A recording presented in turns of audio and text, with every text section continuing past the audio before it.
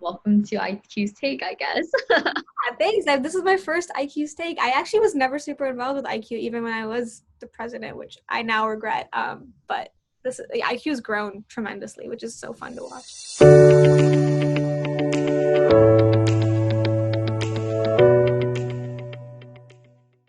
I'm Alifya. I grew up in Chicago, went to a very diverse high school, and it was in high school that I was asked to pitch my first business plan, and immediately was hooked. Just the control and like the creativity you get to change whatever you want in the plan and like make it happen was really exciting, which is why I chose to go to Emory for undergrad, because it had an undergraduate business school, and I knew that I was ready to learn how to build a business like in a classroom basically versus extracurricularly.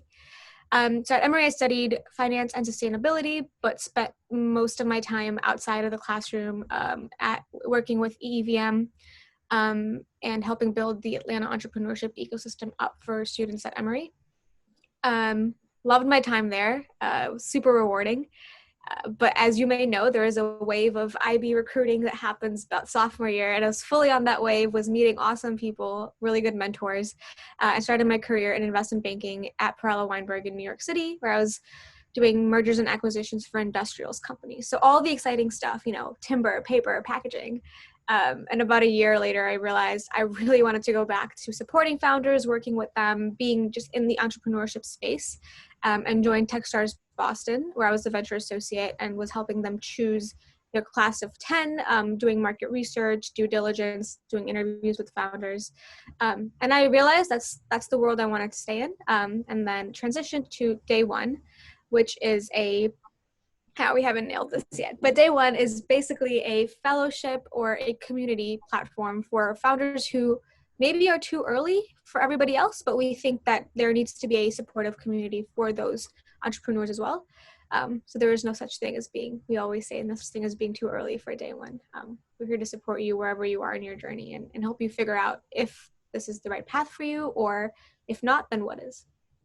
Wow, that sounds fantastic. I've heard from like all the EVM members that you're involved in a lot. Can you do a brief description of the various things that you are involved in and your roles within each one? Today? Yes. Yes. Yeah, definitely.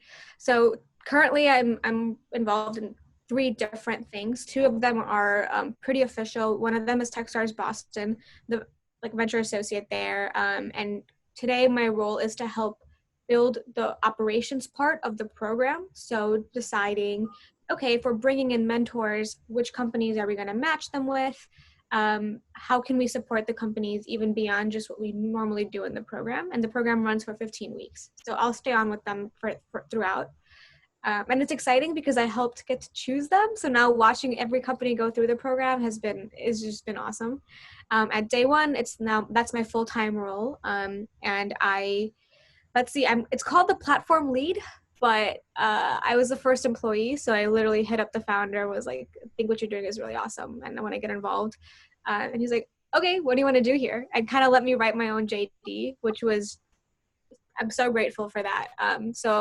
Initially I was helping them build, again, the operations, like build the pipe so that they're strong and can scale, because Day One is also a startup. So thinking about, okay, if we build everything on, let's say, Airtable, how can we make it dynamic so that when we have 200 fellows versus 64, that it can scale pretty seamlessly. I connect the fellows with mentors and investors, think through programming on a weekly basis. How should we make it better? How can we change it? And now my role is evolving a little bit more. So I'm thinking about, what does Day One look like in 2, 3, 4 months? And what does the experience for the entrepreneurs look like after the 8-week fellowship is over? So currently designing and building up this alumni program almost for the entrepreneurs. And then the third thing is just a side hustle. It's something I am really excited about. It's called the Closed Round. And the mission is, because I've had a bird's eye view of founders and investors and how they've been interacting for a little while, I noticed there was a huge issue of founders spending too much time speaking to the wrong investor, and investors missing out on really good opportunities because a cold intro was at the bottom of their inbox. So the Closed Round basically is a platform that helps introduce founders to the right investor for them. And I do that by, building trust, have a huge database, make sure that the matching happens pretty seamlessly. And it's been pretty rewarding to watch some of those conversations start happening through the platform. It sounds like you have you're trying a lot of different hats on all the time, which is awesome. But like, what are some of the challenges and some of your favorite parts of like trying all these different hats on? Yeah, some of the challenges are definitely just time allocation, which every college student also faces. I think that never really goes away. But it's okay. I'm working with 3 different organizations that have similar missions, which is helpful. They're very synergistic, right? It's like all in the same ecosystem. If I'm helping a startup in Techstars, that kind of bleeds over into the closed round, or vice versa. I think one of the challenges is definitely time. But it's also, what else? It's also being able to effectively communicate what each thing is every single time, because it's evolving, right? So my role at Techstars has evolved. Day one is, again, a startup, so growing and changing every week, I would say. And then still having time to really work on the closed round. So being able to articulate and have time for all 3. I could definitely see your passion as you're talking about all these various startups. So what are some of your favorite parts, or perhaps like maybe even like a favorite memory that you have from working in one of these startups?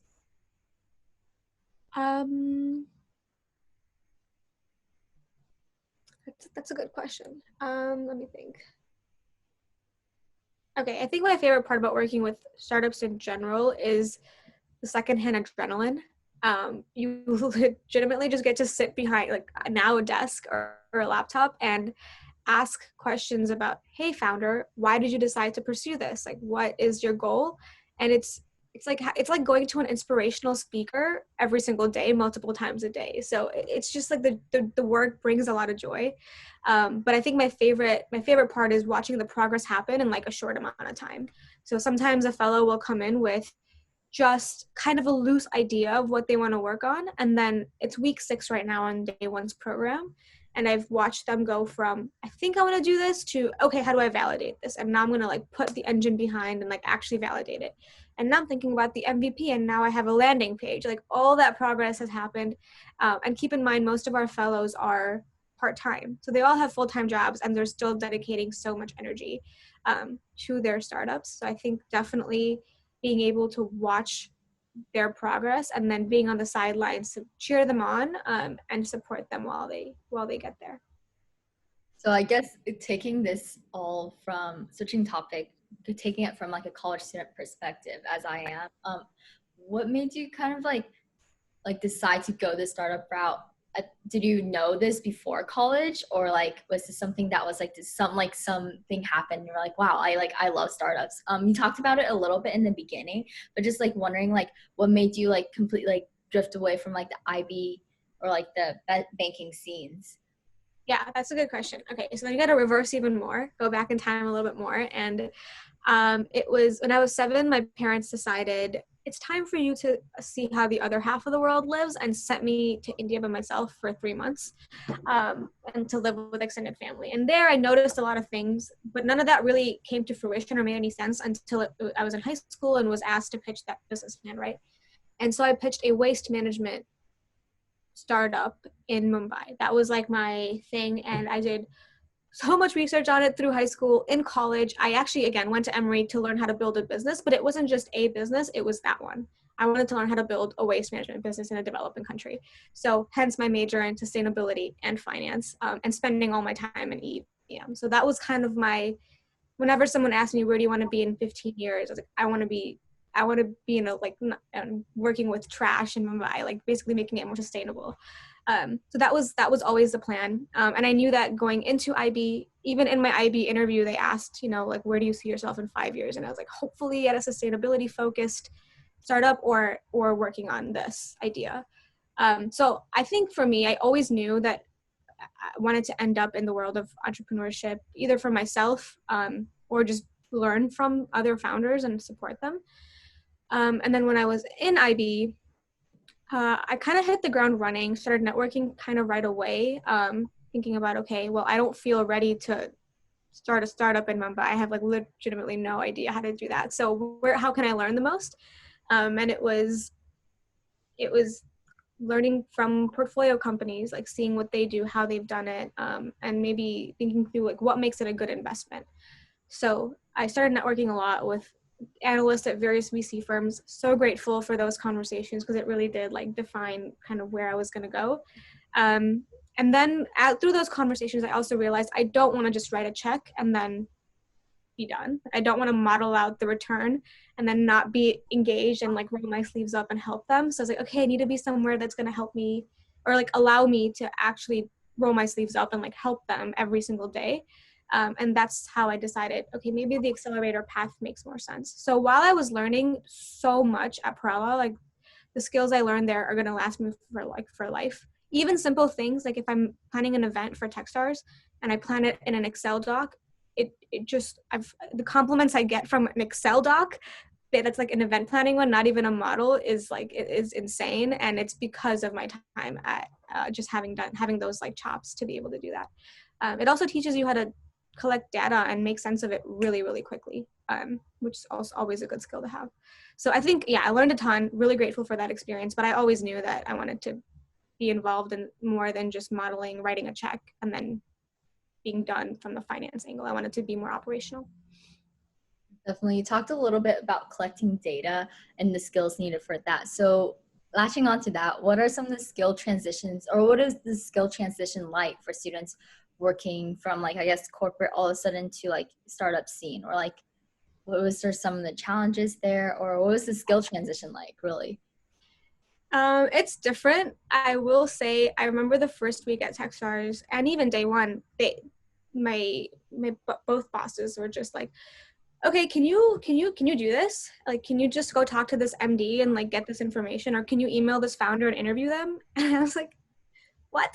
Am I qualified to interview somebody like and ask them the right questions? And that's the difference between being in corporate America as an analyst versus at another, in the startup world. You really have to be able to take off I'm only here to execute and make a really good PowerPoint and make a really good model, versus ask yourself, okay, now it becomes more of like a relationship based conversation more than here's like an output, like here's what I've executed. So let me think. I think it's just being able to remember that it's all about relationships, how you present yourself, what questions you ask, being inquisitive. And honestly, it's just like the internal agency of feeling confident that you can do it. And accepting that responsibility of, okay, well, you're asking me to interview someone for you to put hundreds of thousands of dollars in. So what questions do I really need to ask? And it just kind of comes down to being a really good question asker. And I think that applies to like any job, even outside of venture and outside of startups. If you can take that extra step and even if your MD is saying, I think we should do this, and you say, wait, but from my research, I think this, and back it up, it just puts you like 3 steps ahead of the game. So yeah, that was word vomit, but I think if I distilled it down, it's being able to ask the right questions and having the confidence to take that initiative and responsibility and ownership. I guess now I'm just really curious as a college student, like how do you really develop that kind of confidence? And like you talk about time management because you're like working so many different roles. How do you do that? And like, how do you really like get to like a position where you're like valuable to the startup? Yeah, it's a good question. I think my experience in college 100% helped me land both jobs that I have today. Both times they asked like, what do you know about building community? Because they're both community-based platforms. What do you know about scaling an organization? And it kind of comes back to EEVM sometimes, because I feel like that is a community-based organization, and we do wear a lot of hats, and we have 6 different divisions, and just being able to speak about all that, I think spoke volumes to them. And then also talking about, hey, not only were we doing it for the students, but we were managing the administration, we were managing sponsors, and we had to convince, almost like be ambassadors for students to the administration, like, hey, we need a physical space for students to come and like think and work together. And now there's a whole like space at a point, right? So all of those things I think really, really helped. But I think anyone that goes to Emory already has the skills to manage their time well. We do it every single day. Like there's just, it's inherent. Everyone does it differently. I have every calendar is synced to every other calendar. That's my way. And I try to break out times. So you know those like 15-minute times you have between like lunch and the next class? Instead of doing nothing in those, I would usually sit there and be like, what do I have for the rest of the day? And if I already knew in my head, so that I don't miss anything, I would just send that one email that I need to send. And like, that's productive enough. That's one email that got out of the way. So I continue that practice, I think. And then the confidence, I think it comes from being prepared. So if you're prepared, you're more confident versus someone puts you on the spot and you just didn't. It's like a test. If you didn't study, it's like, oh man. But if you did and you're like, haha, I'm not going to get tricked by that question because I was prepared, I think that makes a difference. So if I was going to speak to a founder, I never just open up my laptop and like start talking to them. I've done my due diligence on what's their background. If there is a company, like what industry does it play in, and then think about what do I know about that industry. And one simple example, for my interview, I was asked to do market research on a company that wasn't like a timber company, but it had to do with wood and construction. And so in my questions, I mean, this feels so simple, right? I asked, what about the fire problems that are happening with timber construction right now? And that seems really obvious to me because I had worked in timber for a year, like with Perella. And I understood the timber market, which is just like it's like a forest market that people that chop down trees. And I knew that market really well, but that wasn't very obvious to people that hadn't done that for a year. So I think, yeah, it just came down to like, what do you know about that industry that somebody else maybe doesn't? And even if they do, bringing that perspective into the room is valid and important. And now I have to think about companies that are, maybe one day it's a shoe company and the next day it's like a biochemical research company. I don't even know, but you have to be able to say, okay, well, first, what do I know? And then be like, okay, what do I not know? And then spend 20 minutes before the call to get yourself a little bit up to speed. All right. That's awesome. I'm going to transition a bit more into like the sentimental, like deeper questions. So okay. What does entrepreneurship mean to you? Entrepreneurship, to me, has always been the fastest engine to progress. There's government, there's organizations and communities, but I think entrepreneurs and ideas that are executed well, I mean, just historically, it's always going to be this way. A well-executed idea is always the fastest engine for progress. So when I can help an idea move forward, and know that in 10 years, like even if it's 100 people's lives are going to be better or different, they were able to do that without donations, without, a law being needed to pass.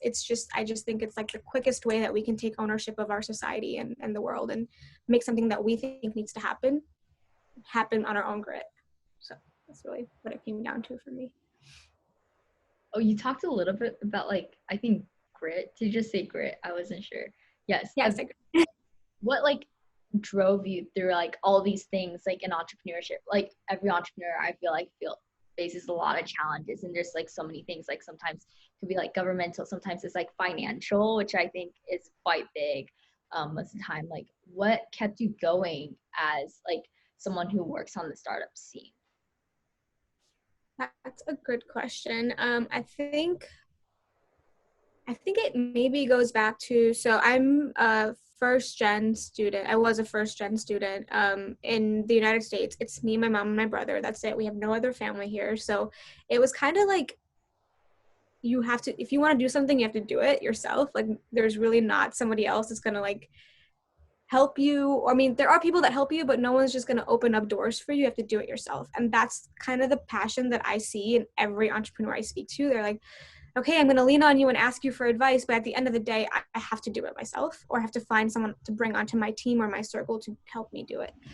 So whether it's, oh, I don't know how to apply for this grant, or I don't know how to find VC funding, I kind of love being in the position that I am to be able to support that, because yeah, I can support and give as much advice or bring in the right person into the room as I want, but I know at the end of the day, they're the ones like staying up till 2 a.m. and filling out that grant application or making their pitch deck or practicing their pitch. So I think that's a little bit of, I'm sure that's a little bit part of it. I just think you have to own your own future, own your own path. And it's inspiring to see people do it every day. Wow. No, I definitely feel that with like the first gen. I am as well. And it's like definitely the idea of like being driven, like what is your why? I think was like a lot of like what I talked about with like a lot of like even the EVM community. But I Yeah. bet my last question is what advice do you have for students interested in entrepreneurship? Get involved in communities that support entrepreneurship or understand or kind of thrive off of it. So for example, when I was in investment banking, the idea that I would go start something or the idea that I would have a side project felt so far away. Like honestly, I just couldn't even imagine like working on something on the side because nobody else was thinking about that, doing that. Even if I brought it up, people were going to be like, you have no time. Why? Or there was like a path and everybody was excited to follow that path and it was the right path for them. And in my gut, I knew it wasn't for me, but I didn't feel empowered to really take the leap until I took it. But once you take it and once you put yourself in communities where everyone's doing this all the time, they're like, yeah, I'm a failed entrepreneur. My business didn't work, but I'm back and I'm trying something new. And that's just their lifestyle, like trial and error kind of lifestyle. You're like, okay, yeah, it's not a big deal. Like, I'll just try this. If it doesn't work, okay. So take yourselves and just balance out your communities, make sure you're in the right. There's a lot of Facebook groups. There's a lot of communities like Day One. Shameless plug, like again, it's not too early. Lots of students are in it. And what it really comes down to is maybe you didn't study entrepreneurship in college. Most of us don't and didn't. Where can you still learn like those tactical skills? And yeah, we go to a lot of speakers at college. We hear inspirational speakers come in, but do we really know what growth marketing really means? Do we really know how to build an MVP? So maybe once you start learning those things, and I feel really grateful because EEVM when I was a freshman, had a boot camp, and you had to go through a 6-week boot camp before you were really even in the club. And the presidents at the time like taught us basically the curriculum from 500 startups, which is so valuable. So I understood the lean business model, like, how to really ask good customer discovery questions, what the cycle of what the process is. And it changed my thinking from entrepreneurship is luck-based to it's process-based. And it's a process and everybody can do the process and it's not just an overnight thing. So try to learn that process and from wherever you can, whether that is doing it as a major or if it's speaking to a bunch of founders and shadowing them or joining a community like Day One, where you'll have not only mentors and investors come and teach you, but you'll also have each other to ask questions to, and there's no such thing as a dumb question when nobody has built, scaled, and sold their business. So unless you've done that, everyone's learning. So just put yourself in the right communities.